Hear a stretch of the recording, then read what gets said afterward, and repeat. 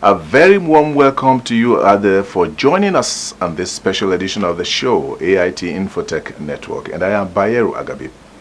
To join the show, you can now log on to tmconline.com.ng, click on Cyber Africa. That is to show you that you can no longer miss any of our show. And simply, again, you can text the number on your screen or email me, bayeru@aitinfotechnetwork.com. But first, we take you through some of the issues that will excite you before we take you on Tech Impact with MTN. Stay with us.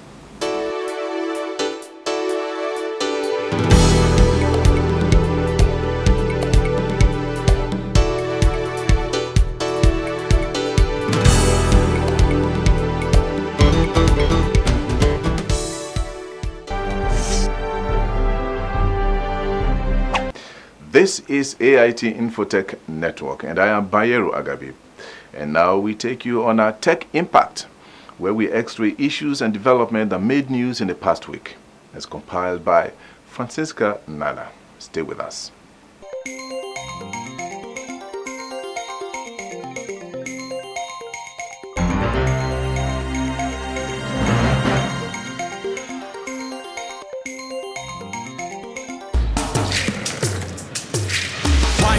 Wildlife, apps and flowers. There is no better place than this land of ours. From Cape Town to Cairo, there's beauty all around. Loving each other, it's like a one big town. This place is connected, it's a treasure chest. From north to south, we're the best. Welcome to the new world. It's a new day now. Welcome to the new world. Microsoft is teaming with Chinese telecom Huawei to sell a low-cost Windows-powered smartphone in Africa. The phones, according to Microsoft, will initially cost about $150 and will be sold in 7 countries, including Nigeria, South Africa, Morocco, and Egypt, under the For Africa initiative. To this end, Microsoft Nigeria says it is aimed at increasing adoption of smart devices in the continent.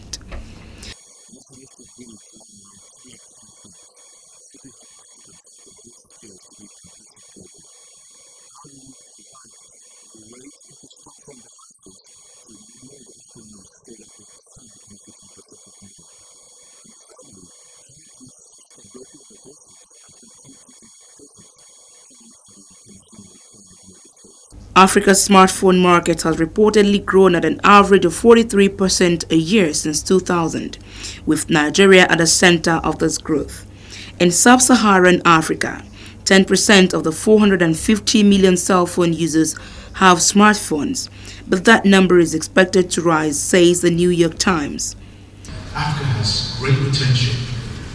It's been mentioned multiple times by multiple organizations and people. The question is, what are we doing for it? Most organizations are waiting for that potential to be realized. We decide to think differently. We decide to innovate around our business model and invest in that promise of Africa. If the promise of these two tech giants is anything to go by, then by 2016, about 1 million African SMEs will be online. 100,000 members of Africa's existing workforce would have been upskilled, and an additional 100,000 graduates will be groomed for employment. Over the last decade, Africa has experienced unparalleled economic growth, putting the continent on a pedestal to become the next growth frontier. Development experts predict that economies in Africa will continue to grow at an average of 6%, even when the rest of the world is currently facing a slump in economic growth, with technology playing a key role. 3 years after implementing the glide path interconnection rates for voice services in the Nigerian telecom sector, the industry regulator NCC is set to review interconnection rates yet again.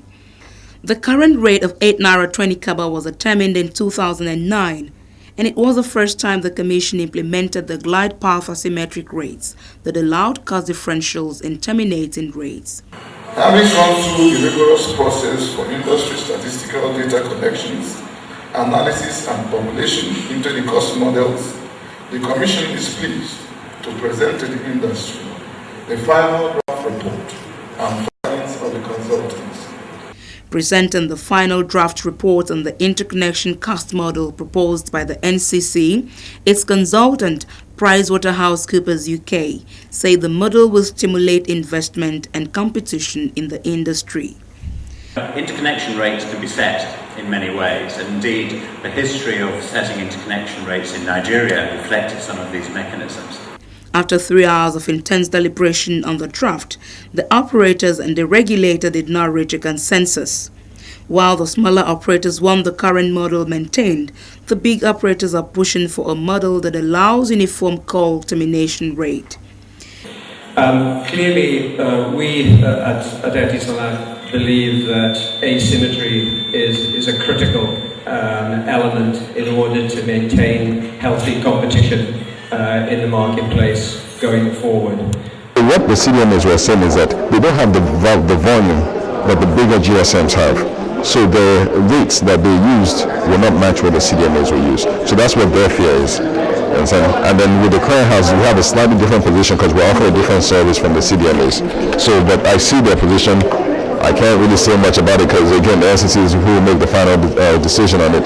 But there needs to be something done to kind of keep the industry going. But beyond their differences is the underlying question of what the telecom subscribers stand to gain from a review or otherwise of the current interconnection rate for voice call. Well, if it is lowered, if the determination lowers the interconnection rate, a service provider will probably like to pass on the reduced rate to the subscribers, and this will bring down prices. The onus now lie on the regulator to act right by ensuring that the views of stakeholders are taken into consideration before the new interconnection rate regime begins, to ensure that the gains of the industry are not reversed. Interconnection rate for voice refers to the charges one telecoms operator charges to another for terminating calls. This termination, therefore, is one of the determinants of call tariffs. The direct link between interconnection termination rates and the subscriber is that the tariff you pay as a subscriber is indirectly linked to the termination rate. This Valentine's season, spoil yourself and that special someone with the all-new MTN Shine Valentine Pack. Each Valentine pack comes with 2 phones for just 4,000 naira, so you can talk more, laugh more, and love more while sharing the most memorable moments with your loved ones. So go ahead and let the love shine. Welcome to the new world.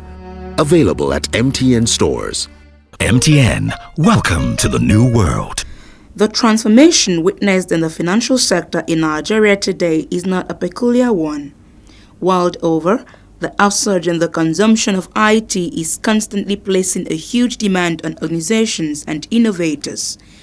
Perhaps that is why Dayo Abegunde of Computer Warehouse Group say electronic transactions have overtaken traditional banking, making the financial sector one of the largest consumers of technology. Today, technology has changed the way we work. That means basically you can work anywhere, anytime, at your convenience. But Dayo Abegunde is not alone in this thinking. Sheldon Hand of Symantec underscores the demand occasioned by these IT solutions.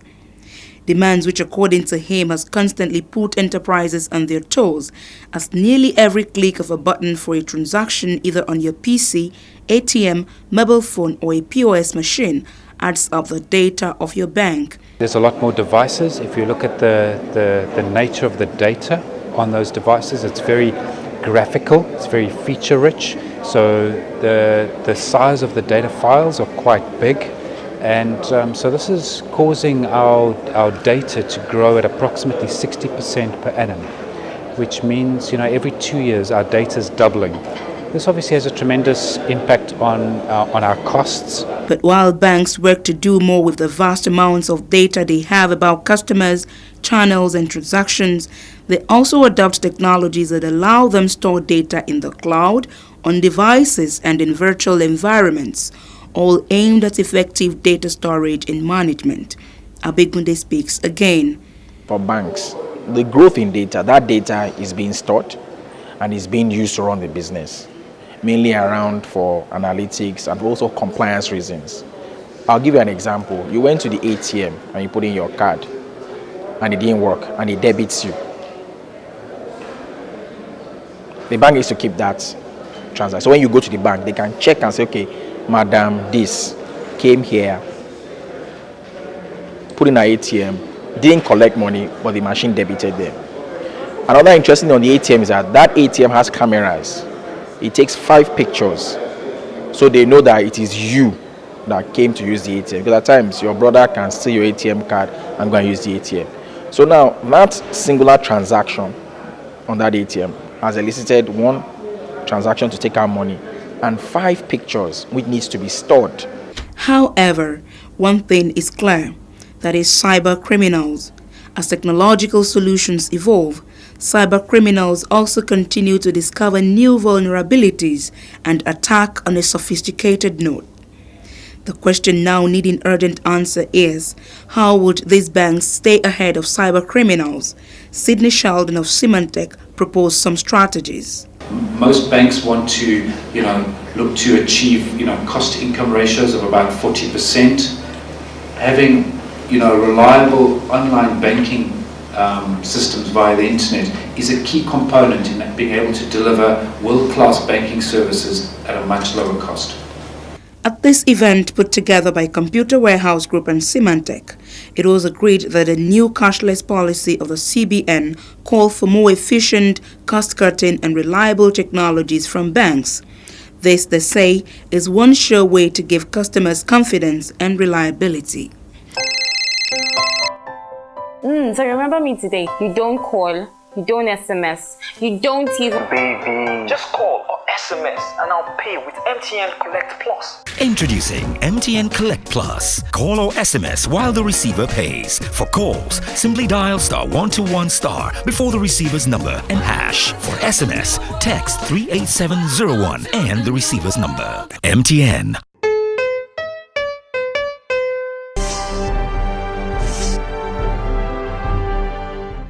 You're welcome to this segment of the program on AIT Infotech Network, where we'll voices to the issues that may frontline in the ICT industry.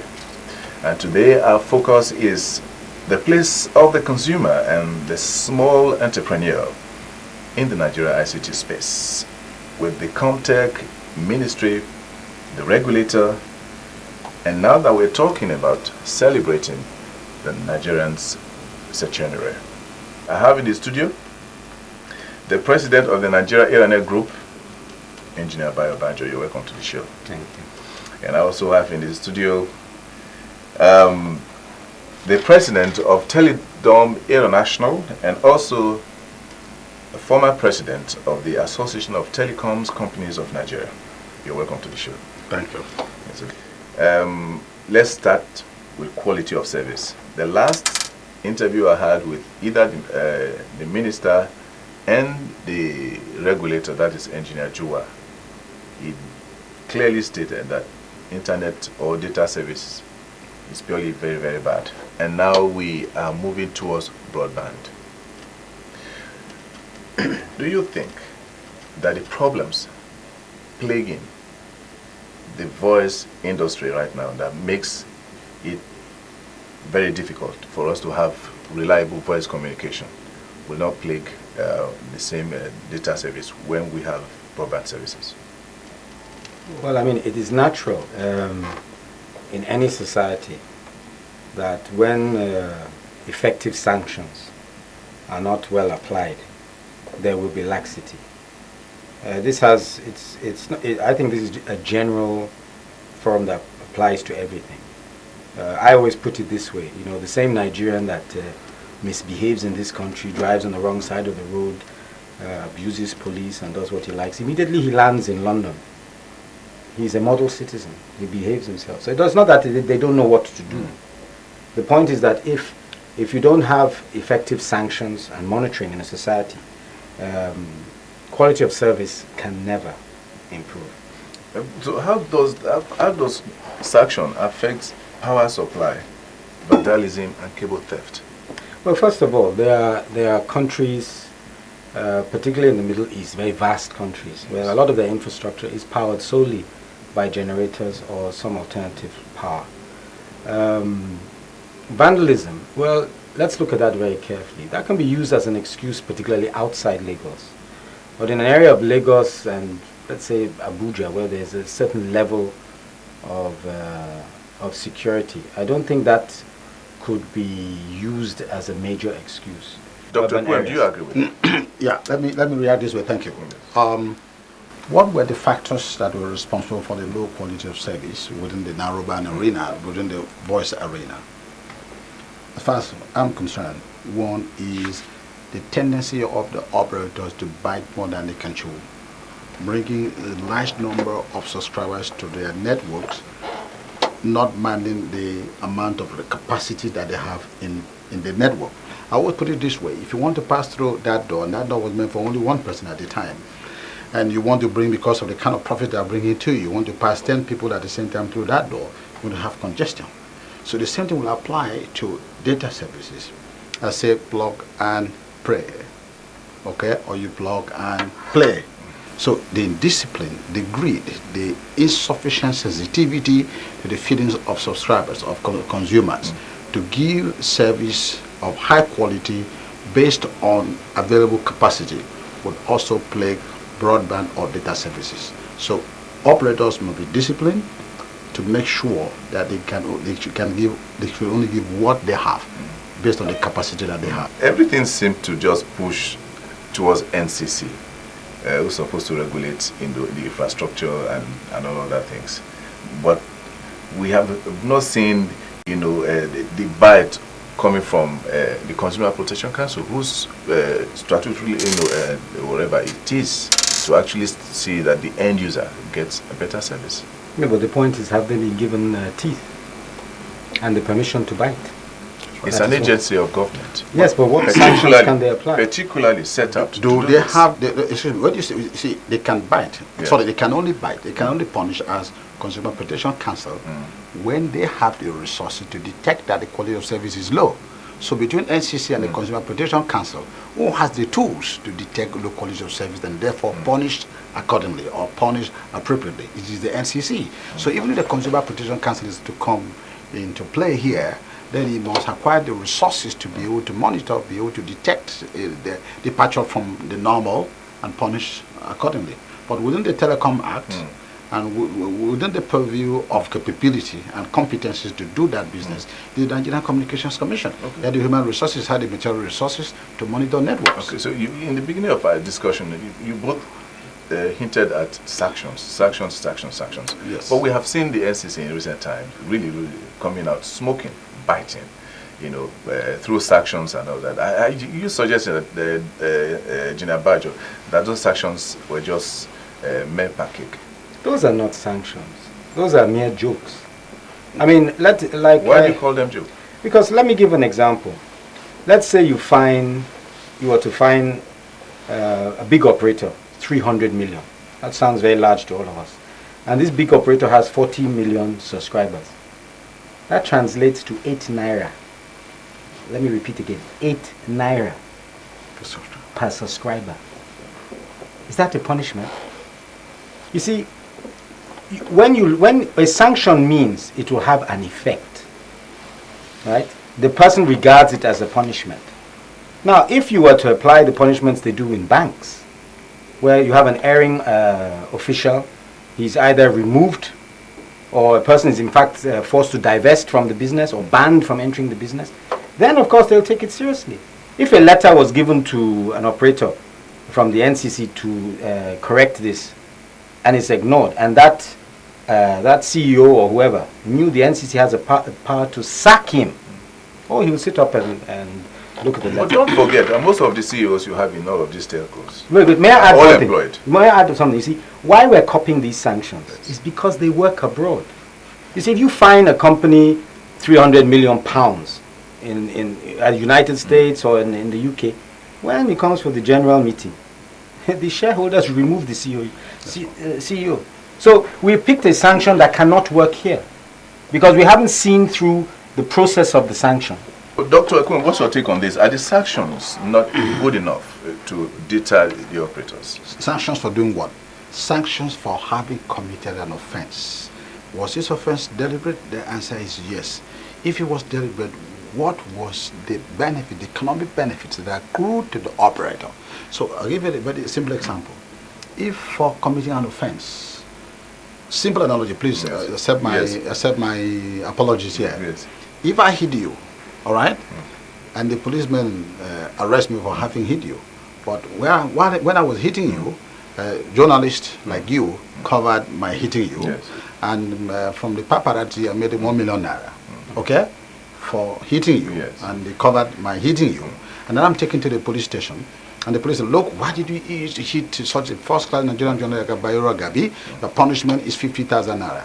I have made a profit of 1 million naira from the paparazzi. So what is my net profit?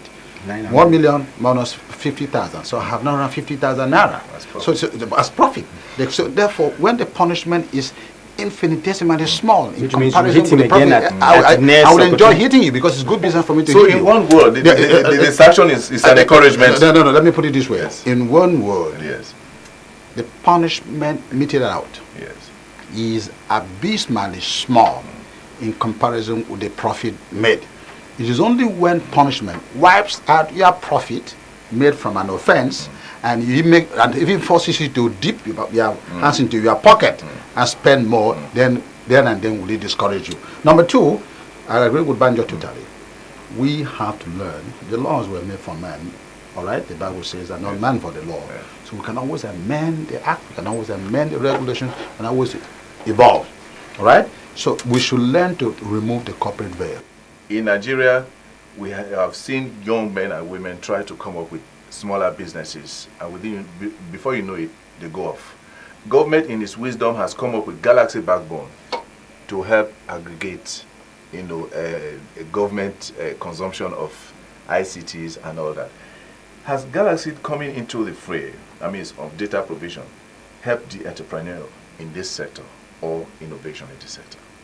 No, I think most operators are, if they're taking any services, it's from the likes of like Main One or Sky Vision or other satellite services. In fact, I've not really heard of anyone using Galaxy per se. The first thing that anyone in business shies away from is when a supplier of any service can just arbitrarily either alter, cancel, or do what they like without any consequence. And as such, nobody really would want to patronize a government institution unless it's a monopoly. And that is the bottom line. Doctor, what's your take on this? Galaxy Backbone must be seen within the context of its origin. The thinking that led to it, and that was during the Obasanjo regime. When a government-owned agency is competing with companies within the private sector, then there is no playing field. There's no level playing field for the small company to play. Two, know this very clearly. Those instances you've cited, the Dells of this world, the Microsoft of this world, the HPs of this world, the Googles of this world, as Banjo said, good regulatory environment, law-abiding environment, and ability of the system to punish even the mighty. Their might is not right. It is right that is might. As it is, right now there's an imbalance in regulation. That means the bigger operators are being taken advantage of the smaller operators. So what does it portend for the nation? I'll take it from you. Well, it'll keep Nigeria backward. That's correct. To me, it's a terrible situation. You see, we have to get our things straight. If we cannot protect the small operator, it's tantamount to destroying your nation. You must give an entrepreneur that comfort zone, that his idea, he can benefit from his idea, and then you will see them coming out of the woodwork. So the bottom line is simple. Government is not ready to enforce regulations and laws. What are the real things you think should be in place to help the younger entrepreneurs? The engine room of any national economy is the SME subsector. About 63 to 70% of the workforce and the job creators in the US come from the SME subsector or the SME group, so to say. The same thing applies to Nigeria. So when we talk about our own sector, which is ICT, the young companies, the young entrepreneurs, the young innovators, they fall into that group. You see, we often say that the Stone Age, the Stone Age did not come to an end because of lack of stones. The Stone Age came to an end because of the discovery of new forms of engineering materials. Keep that at the back of your mind. So in our SME, in our ICT industry, those who create ideas, those who are very innovative, those who are imaginative, those who are bubbling with energy, with dreams, are these young companies. And if any nation wants to grow, wants to survive, wants to develop, all right, it must make sure that that segment of every sector of its economy, be it in petroleum, be it in ICT, be it in agriculture, be it in whatever, in medicine or in health, that segment is protected. Thank you very much, gentlemen, for coming on the show. You're welcome. Thank you. Thank you. Thank you. Well, that is the show for the week. If you have any comments or suggestions, please send them to Bayero at AIT INFOTECH NETWORK.com, or better still, you can text the number on your screen. Before I go, special thanks to MTN for the ride. Bye-bye for now.